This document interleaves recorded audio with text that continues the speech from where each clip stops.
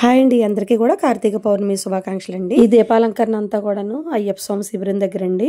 ఇంక మా వీధి రామాలయంలో అయితే కార్తీక పౌర్ణమి ఉత్సవాలు అయితే చాలా బాగా జరుగుతాయండి. కార్తీక పౌర్ణమి రోజున సాయంకాలం 6 గంటలకి ఈ దీపాలు అయితే స్టార్ట్ చేస్తారు.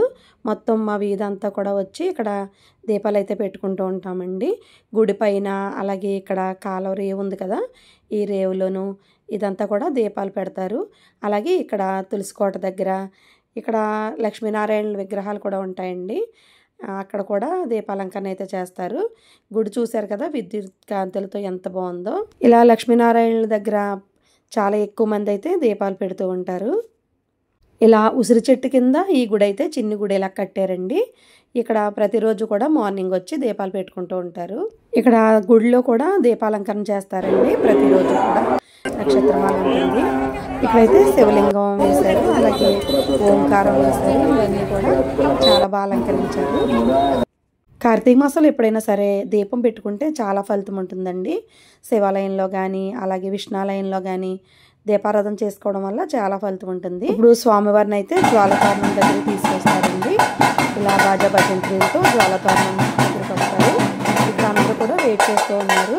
ఇక్కడ జ్వాలతోరణం వెలిగించిన తర్వాత స్వామివారిని 3 సార్లు అటు ఇటు తిప్పుతారు ఇలా పల్లకిలో.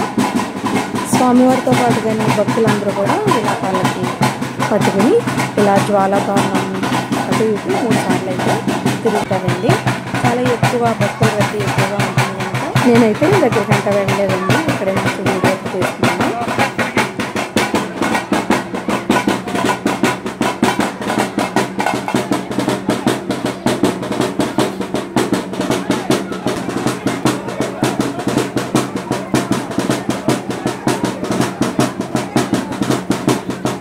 జ్వాలతోరణం వెలిగేటప్పుడే ఇలా 3 సార్లు అయితే తిరుగుతారు పల్లకీని.